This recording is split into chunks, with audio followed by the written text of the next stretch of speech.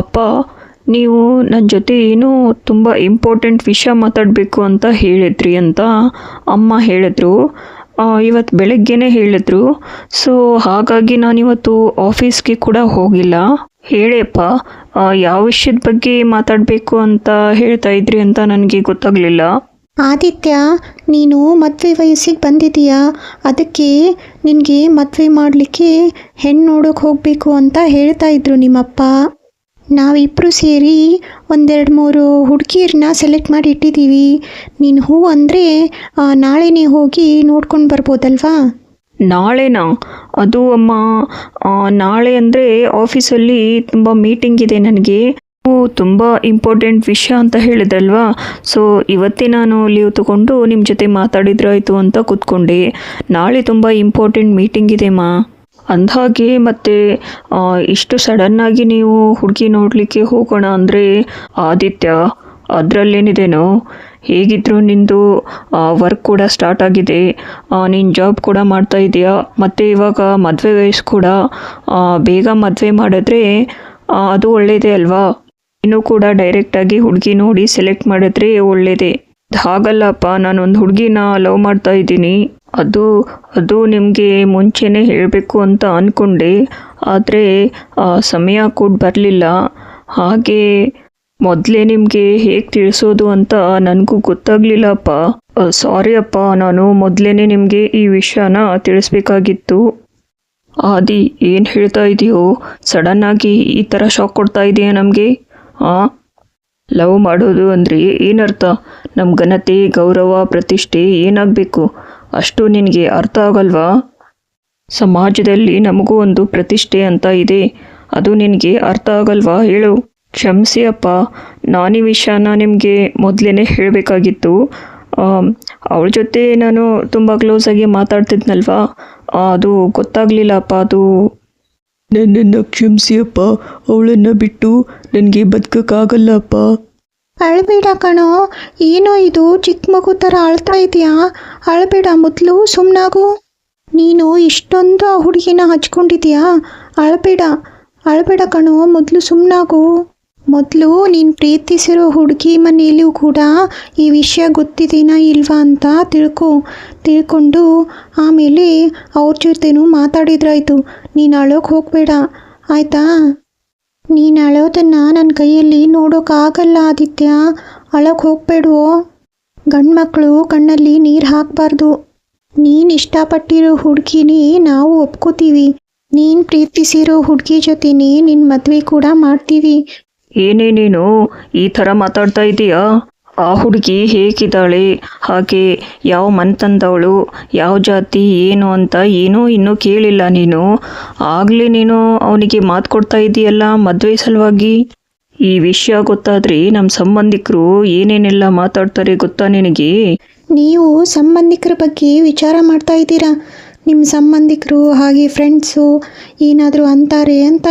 ಆದರೆ ನಾನು ನನ್ನ ಮಗನ ಜೀವನ ಬಗ್ಗೆ ಮಾತಾಡ್ತಾ ಇದ್ದೀನಿ. ಈಗ ನಾವು ಯೋಚನೆ ಮಾಡಬೇಕಾಗಿರೋದು ಅವನ ಜೀವನದ ಬಗ್ಗೆ, ಸಂಬಂಧಿಕರ ಬಗ್ಗೆಗೆ ಅಲ್ಲ. ಸ್ವಲ್ಪ ನೀವೇ ಯೋಚನೆ ಮಾಡಿ ಮಾತಾಡಿ. ನಮ್ಮ ಆದಿತ್ಯನ ನೋಡಿ, ಅವನು ಎಂದು ಕಣ್ಣೀರು ಹಾಕ್ತವನಲ್ಲ. ಇದು ಅವನ ಜೀವನದ ಪ್ರಶ್ನೆ. ಅವನಿಷ್ಟ ಹೇಗಿದೆನೋ ನಾವು ಹಾಗೆ ಇರೋಣ. ಆದಿ, ನೀನು ನಿನ್ನ ಪ್ರೀತಿಸಿರೋ ಹುಡುಗಿಗೆ ಫೋನ್ ಮಾಡಿ ಇವತ್ತೇ ಕೇಳು. ಅವ್ರ ಮನೇಲಿ ಈ ವಿಷಯ ಗೊತ್ತಿದೆನೋ ಇಲ್ವೋ ಹೇಳು. ಮತ್ತು ನಾವು ಕೂಡ ಒಂದು ಸರ್ತಿ ಭೇಟಿಯಾಗಿ ಬರೋಣ. ಅದು ಅಮ್ಮ, ಈ ವಿಷಯ ಅವಳು ಮನೇಲಿ ಇನ್ನೂ ಹೇಳಿಲ್ಲ ಅನಿಸುತ್ತೆ. ಅವಳು ಭಯಪಟ್ಟು ಸುಮ್ಮನೆ ಇದ್ದಾಳೆ ಅಂತ ನನಗನ್ಸುತ್ತೆ ಅಮ್ಮ. ನಾನು ಅವಳಿಗೆ ಫೋನ್ ಮಾಡಿ ಏನನ್ನೋದನ್ನು ತಿಳ್ಕೊತೀನಿ. ನೀವು ಇಬ್ಬರು ಕೂಡ ನನ್ನನ್ನು ಕ್ಷಮಿಸಬೇಕು. ನಾನು ತುಂಬ ಲೇಟ್ ಮಾಡಿದ್ನಲ್ವಾ. ವಾವ್, ಈ ಗಾರ್ಡನ್ ತುಂಬ ಚೆನ್ನಾಗಿದೆ. ಈ ಗಾರ್ಡನ್ಗೆ ನೀನು ಎಂದೂ ನನ್ನನ್ನು ಕರ್ಕೊಂಡು ಬಂದಿರಲಿಲ್ಲ ಅಲ್ವಾ? ತುಂಬ ಚೆನ್ನಾಗಿದೆ ಈ ಗಾರ್ಡನ್. ಆದಿತ್ಯ, ನೀನು ಯಾಕೆ ಇಷ್ಟು ಸೈಲೆಂಟಾಗಿ ನಿಂತ್ಬಿಟ್ಟಿದೀಯಾ? ಏನೋ ವಿಷಯ ಮಾತಾಡಬೇಕು ಅಂತ ಹೇಳ್ದೆ, ಮೀಟ್ ಮಾಡೋಣ ಅಂತ.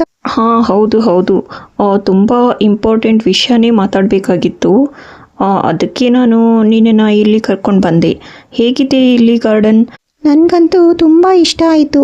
ಯಾಕಂದರೆ ಕಲರ್ಫುಲ್ ಗಾರ್ಡನ್ನಲ್ಲಿ ಇದು ನಂಬರ್ 1 ಆಗಿದೆ. ಮತ್ತೆ ಏನು ವಿಶೇಷ, ನೀನು ಸಡನ್ನಾಗಿ ಮೀಟ್ ಆಗೋಣ ಅಂತ ಹೇಳಿದೆ. ನಾನು ಮನೇಲಿ ಕೂಡ ಹೇಳಿ ಬಂದಿಲ್ಲ, ಹಾಗೆ ಬಂದಿದ್ದೀನಿ. ಬೇಗ ಹೋಗಬೇಕು ನಾನು ಮನೆಗೆ. ನೀನೇನು ವಿಷಯ ಅಂತ ಮಾತಾಡಿದ್ರೆ, ಮನೆಯಲ್ಲಿ ನನಗೆ ಮದುವೆ ಮಾಡೋಕ್ಕೆ ರೆಡಿ ಆಗಿದ್ದಾರೆ. ಆಲ್ರೆಡಿ ಒಂದು 2-3 ಹುಡುಗಿಯರನ್ನ ಸೆಲೆಕ್ಟ್ ಮಾಡಿ ಇಟ್ಟಿದ್ದಾರಂತೆ. ನಾನು ಹೋಗಿ ನೋಡ್ಕೊಂಡು ಬಂದರೆ ಎಲ್ಲರೂ ಒಪ್ಪಿ ಆಮೇಲೆ ಮದುವೆ ಮಾಡಿದ್ರಾಯಿತು ಅಂತ ಮಾತಾಡ್ತಾ ಇದ್ರು. ನಿನ್ನೆ ನನ್ನ ಪರ್ಮಿಷನ್ ಕೂಡ ಕೇಳಿದ್ರು ನನಗೆ, ಹೆಣ್ಣುಡಕ್ಕೆ ಹೋಗೋಣ ಬಾ ಅಂತ. ನೀನು ಹುಡುಗಿ ನೋಡೋಕೆ ಹೋಗ್ತಾ ಇದೀಯಾ? ನೀನು ನನಗೆ ಮೋಸ ಮಾಡ್ತಾ ಇದೀಯಾ ಅಲ್ವಾ? ಹಾಗಾದರೆ ನೀನು ನನ್ನನ್ನು ಯಾಕೆ ಪ್ರೀತಿಸ್ದೆ? ಹೇ ಇಲ್ಲ ಇಲ್ಲ, ನೀನು ನನ್ನನ್ನು ತಪ್ಪು ತಿಳ್ಕೊಳ್ತಾ ಇದೀಯಾ. ನೀನು ನನ್ನ ಮಾತನ್ನು ಪೂರ್ತಿಯಾಗಿ ಮೊದಲು ಕೇಳು. ಮೊದಲು ಅವರಿಗೆ ನಾವಿಬ್ಬರು ಪ್ರೀತಿ ಮಾಡೋ ವಿಷಯ ಗೊತ್ತಿರಲಿಲ್ಲ. ಅದಕ್ಕೆ ಬೇರೆ ಹುಡುಗಿನ ನೋಡೋಕೆ ಹೋಗೋಣ ಅಂತ ಹೇಳಿದ್ರು. ಆಮೇಲೆ ನೀನು ನಿಮ್ಮ ಅಪ್ಪ ಅಮ್ಮನಿಗೆ ನಮ್ಮ ವಿಷಯ ಗೊತ್ತಿಲ್ಲ ಅಂತ ನೀನು ಬೇರೆ ಹುಡುಗಿನ ನೋಡಲಿಕ್ಕೆ ಒಪ್ಕೊಂಡ್ಬಿಟ್ಟಿದೀಯಾ? ಆಲ್ರೆಡಿ ಹೋಗ್ತಾ ಇದ್ದೀರಾ? ನೀನು ನನಗೆ ಮೋಸ ಮಾಡಬೇಕು ಅಂತ ಅಂದ್ಕೊಂಡಿದ್ದೀಯಾ?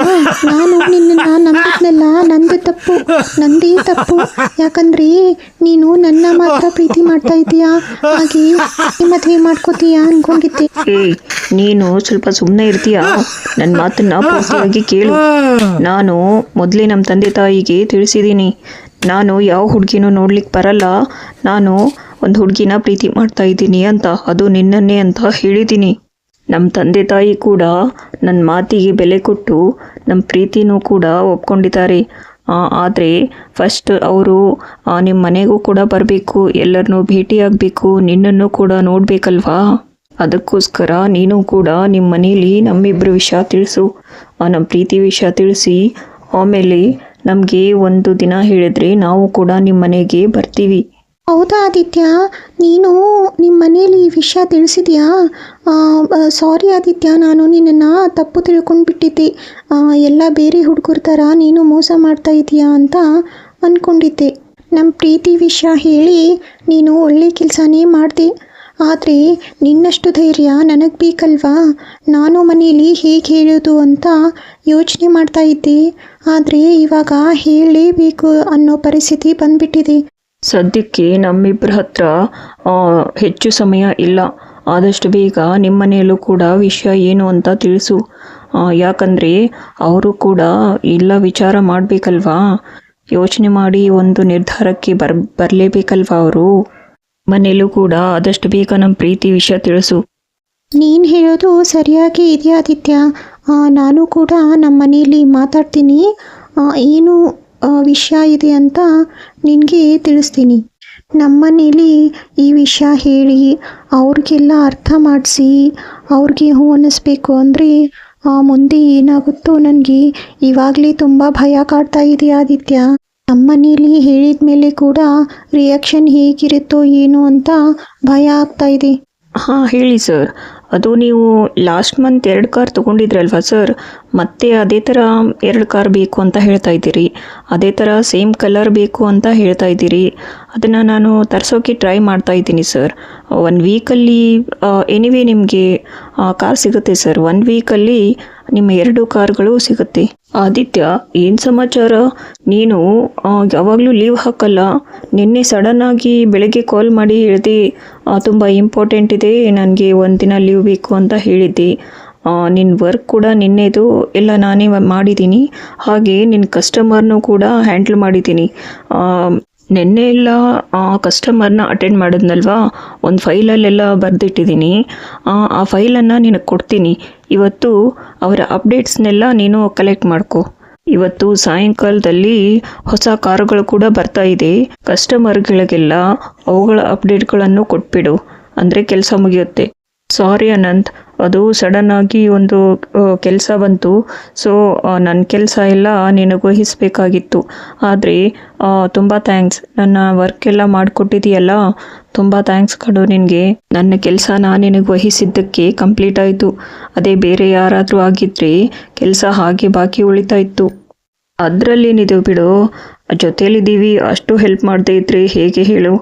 ಅದು ಬಿಡು, ನೀನ್ಯಾಕೆ ತುಂಬ ಡಲ್ಲಾಗಿದೆಯಾ? ಇಷ್ಟು ಸಪ್ಪು ಮೊರೆ ಹಾಕ್ಕೊಂಡಿದೀಯಾ?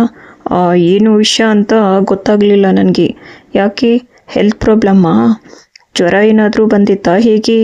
ಇನ್ನೊಂದಿನ ಲೀವ್ ತಗೋಬೋದಾಗಿತ್ತಲ್ವಾ? ಡಾಕ್ಟರ್ ಹತ್ರ ಹೋಗಿ ಬರೋಣವಾ ಹೇಳು. ಅವರು ನಿನಗೆ ಒಂದು ಪ್ರಿಸ್ಕ್ರಿಪ್ಷನ್ ಲೆಟ್ರ್ ಆದರೂ ಕೊಡ್ತಾರೆ, ಇಂಜೆಕ್ಷನ್ ಆದರೂ ಮಾಡಿಸ್ಕೊ. ಯಾಕೋ ತುಂಬ ಡಲ್ ಆಗಿದೆಯಾ? ಇಲ್ಲಿ ನಮ್ಮ ಶೋರೂಮ್ ಹತ್ರ ಒಂದು ಹಾಸ್ಪಿಟಲ್ ಇದೆ ಅಲ್ವಾ, ಅಲ್ಲೇ ಹೋಗಿ ನಾರ್ಮಲ್ ಚೆಕಪ್ ಮಾಡಿಸ್ಕೊಂಡು ಬರೋಣ ಬಾ. ಇಲ್ಲ ಅನಂತ್, ಹಾಗೇನಿಲ್ಲ. ಅದು ಅದೇನು ನನ್ನ ದೇಹಕ್ಕಾಗಿರೋ ನೋವಲ್ಲ, ಅದು ನನ್ನ ಮನಸ್ಸಿಗಾಗಿರೋ ನೋವು ಅಷ್ಟೇ. ಅದನ್ನು ಹೇಗೆ ಹೇಳ್ಕೊಳ್ಳಿ ನಾನು? ಅನಂತ್, ಅದು ನಾನು ಒಂದು ಹುಡುಗಿನ ಪ್ರೀತಿ ಮಾಡ್ತಾ ಇದ್ದೀನಿ. ಅದು ನಮ್ಮ ಮನೆಯಲ್ಲಿಯೂ ಕೂಡ ಹೇಳಿದ್ದೀನಿ, ಅಪ್ಪ ಅಮ್ಮನಿಗೂ ಕೂಡ ತಿಳಿಸಿದ್ದೀನಿ. ಆದರೆ ನಮ್ಮ ಹುಡುಗಿ ಕೂಡ ಮನೆಯಲ್ಲಿ ಹೇಳ್ತೀನಿ ಅಂತ ಹೇಳಿದಾಳೆ. ಮನೆಯಲ್ಲಿ ಒಪ್ತಾರೋ ಇಲ್ವೋ ಅನ್ನೋದೇ ಡೌಟು. ನಮ್ಮ ಮನೆಯಲ್ಲಿ ಹಾಗೆ ಅವ್ರ ಮನೆಯಲ್ಲೂ ಇಬ್ಬರು ಕಡೆನೂ ಹಿರಿಯರು ಇರ್ತಾರಲ್ವಾ, ಅವರೇ ಒಪ್ಕೋತಾರೋ ಇಲ್ವೋ ಅನ್ನೋದೇ ನನಗೆ ಚಿಂತೆ ಆಗಿಬಿಟ್ಟಿದೆ ಕಣೋ. ನಾವೇನೋ ಪ್ರೀತಿ ಮಾಡಿಬಿಟ್ಟಿದ್ದೀವಿ, ಹಾಗಂತ ನಮ್ಮ ಮನಸ್ಸಿನ ಪ್ರಕಾರ ಹಿರಿಯರಿಗೂ ಕೂಡ ಒಪ್ಪಿಗೆ ಇರಬೇಕಲ್ವಾ? ಅದೇ ನನಗೆ ದೊಡ್ಡ ಚಿಂತೆ ಆಗಿಬಿಟ್ಟಿದೆ. ಬೇಡ ಅಂದರೆ ಏನು ಮಾಡೋದು, ಅದೇ ನನಗೆ ಗೊತ್ತಾಗ್ತಾ ಇಲ್ಲ. ಇದಕ್ಕೆ ನೀನೇ ಏನಾದರೂ ಐಡಿಯಾ ಇದ್ದರೆ ಹೇಳು, ನನಗೂ ಸ್ವಲ್ಪ ಹೆಲ್ಪ್ ಆಗುತ್ತೆ. ಐಡಿಯಾ ಅಂದ ತಕ್ಷಣ ನನಗೊಂದು ನೆನಪಂತು. ಒಂದು ಇಂಪಾರ್ಟೆಂಟ್ ಐಡಿಯಾ ಅಂದರೆ ನಾನು ಹೇಳ್ತೀನಿ ಕೇಳು. ನೋಡು, ಇಂಥ ಕ್ರಿಟಿಕಲ್ ಸಿಚುವೇಶನ್ ಎಲ್ಲ ಬಂದಾಗ ನೀವು ಎಲ್ಲ ಹಿರಿಯರು ಮಾತಾಡುವಾಗ ನೀನು ಸಿಟ್ಟು ಮಾಡ್ಕೋಬಾರ್ದು, ಅಂದರೆ ಕೋಪ ಮಾಡ್ಕೋಬಾರ್ದು. ಅಂದರೆ ಆದಿತ್ಯ, ನಿನ್ನ ಮಾತು ನನಗೆ ಒಂದು ಅರ್ಥ ಆಗ್ತಾ ಇಲ್ಲ ಕಣೋ. ಕೋಪ ಮಾಡ್ಕೊಳ್ಳೋದು ಅಂದರೆ ಯಾವ ವಿಷಯದಲ್ಲಿ ನೀನು ಈ ಮಾತನ್ನು ಹೇಳ್ತಾ ಇದೀಯಾ? ಇನ್ ಕೇಸ್ ಅವರು ನಮ್ಮ ಪ್ರೀತಿನ ಒಪ್ಕೊಳ್ಳದೆ ಇದ್ದರೆ ಆವಾಗ ನನಗೆ ಸಹಜ ಕೋಪ ಬಂದೇ ಬರುತ್ತೆ ಅಲ್ವಾ? ಅದನ್ನೇ ನಾನು ಹೇಳ್ತಾ ಇರೋದು. ನಿನ್ನ ಪ್ರೀತಿ ವಿಷಯ ಹೇಳಿದಾಗ ಅವ್ರಿಗೆ ನಿನಗಿಂತ ಹೆಚ್ಚಾಗಿ ಕೋಪ ಇರುತ್ತೆ. ಆದರೆ ನಿಮ್ಮ ಪ್ರೀತಿನ ಸ್ವಲ್ಪ ಸರಳವಾಗಿ ಅವ್ರಿಗೆ ಅರ್ಥ ಮಾಡಿಸಿ, ಆಮೇಲೆ ನಿಮ್ಮ ನಿರ್ಧಾರಕ್ಕೂ ನಾವು ಬೆಲೆ ಕೊಡ್ತೀವಿ, ನೀವು ಹೇಗೆ ಹೇಳ್ತೀರೋ ಹಾಗೆ ಕೇಳ್ತೀವಿ ಅಂತ ನೀವಿಬ್ಬರು ನಿಮ್ಮ ಮನೆಯಲ್ಲಿ ಅವರೆಲ್ಲರನ್ನೂ ಕೂಡಿಸಿಕೊಂಡು ನೀವು ಮಾತಾಡಿ. ಆಮೇಲೆ ಅವ್ರಿಗೂ ಕೂಡ ಅರ್ಥ ಆಗುತ್ತೆ. ಹಾಗೇನೆ ಎರಡೂ ಮನೆಯಲ್ಲಿ ಕೂಡ ನಿಮ್ಮಿಬ್ಬರ ಬಗ್ಗೆ ನಂಬಿಕೆ ಬಂದ ತಕ್ಷಣ ಅವರೇ ನಿಮ್ಮಿಬ್ಬರು ಕೂಡ ಮದುವೆ ಮಾಡ್ತಾರೆ. ಹೆಚ್ಚು ಯೋಚನೆ ಮಾಡಿ ತಲೆ ಕೆಡಿಸ್ಕೋಬೇಡ ಬಾ.